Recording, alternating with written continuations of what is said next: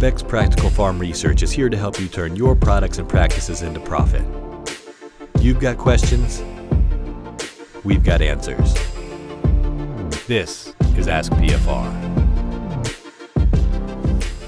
Okay, so this is kind of the first step in the process of making the PFR book. Once the plot's harvested out in the field, the data comes in to Dr. Alexandra Knight. How do you get the data? How does it come to you?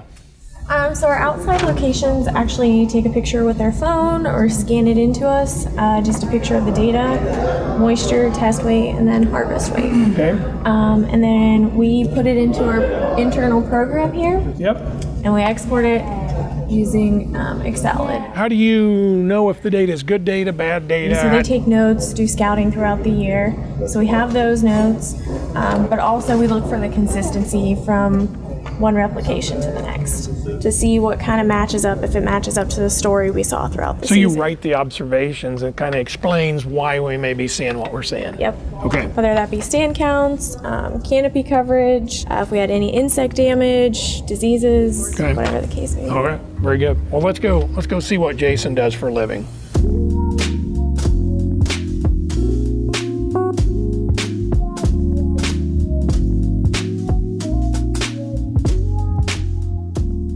We just visited with Dr. Knight over the hill here. Once she gets through it, I'll kind of look through it and make sure everything that we need on the page is on the page. We do have a system in which we track the progress of each study throughout the process, so that you know, Alex, myself, you, and the rest of the marketing team who put the book together can be all on the same page on where we are and keep up with the progress. So that screen is, yep, you're tracking all the time, yep, where we're at with it. Because how many different steps are there that you're tracking right there? About 10 or 12. 10 or 12 steps. So does every trial that we harvest get in the book? No. So we've got some trials that we do that we know from the start won't be published, therefore maybe internal use or just observational purposes or training purposes. Yep. So in whole, we could potentially have up to 500 total studies in the book this year. Now, this is a 9-to-5 job. Getting this done in 30 days, is that a fair statement? It's about a 7:30 to 10 o'clock or takes midnight. Takes a lot of time to get day. this thing cranked out quick, doesn't it? Yep. All right, cool.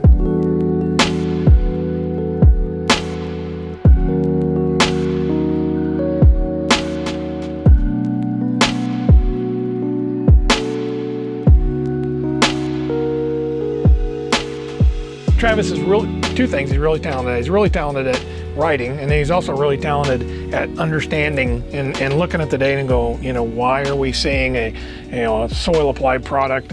Why are we seeing the fast emerging hybrid? I mean, there's some things we get stumped on, and we just have to sit here and think about why are we seeing what we're seeing. Sometimes we'll reach out to our agronomy team to get their input as well, but that's really what he does, is he looks at this data, starts analyzing it to help us understand why we're seeing what we're seeing, and then he writes it up, finishes up the write-ups. He and I will go back and forth, and then when he's done, what do you do with the data? So we'll send that on to Mackenzie. Mackenzie will actually put everything together on the page for the first time, and from there we'll continue to refine that to get to the spot where we want it.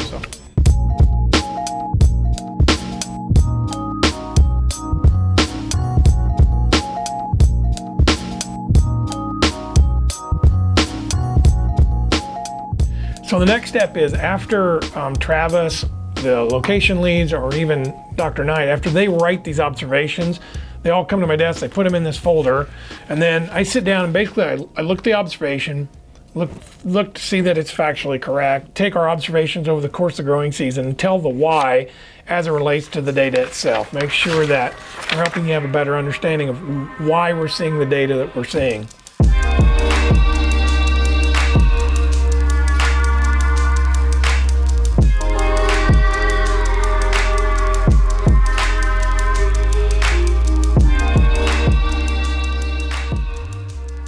Maggie and Chelsea are our proofers. So Maggie, what do you do with the observation? I see you have a whole stack in a folder there. What do you do with them when they come to you? Well, I proof them, and then I give them to Chelsea to double proof them. We're checking for things like spelling, trademark information, grammar, to make sure that's all correct. And then we send the edits back to Mackenzie, who will finalize the papers. So it takes a lot of time, I imagine, to go through all these and proof them all? Yeah, it does. So is there a multi-step process, Chelsea? Do they get proofed, they come back and they get proofed again, basically, or?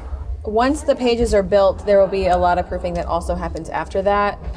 There will be a bigger group that comes in once the pages are all put together to proof the design, all the other added elements that are added to it as well. Do we ever miss anything? Yes. Yes? Every year we do. Every year, and it probably drives you nuts when we do it, doesn't it? Oh, 495 pages, you're bound to make one mistake. Yes, exactly right. So, all right, very good.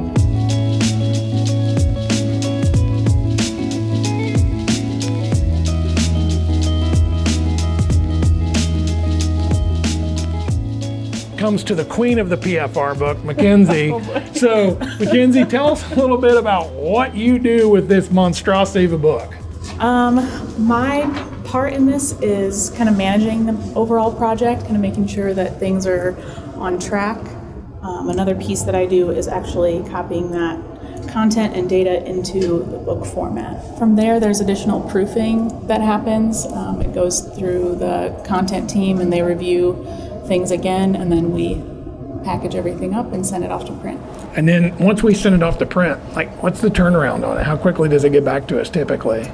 Usually about a month. Printing the books, cutting all the tabs, and then getting it to the mail house and actually getting it sent off. So thanks for joining us today. Don't forget to like and subscribe or comment below using the hashtag AskPFR. Thanks everybody. Have a great day.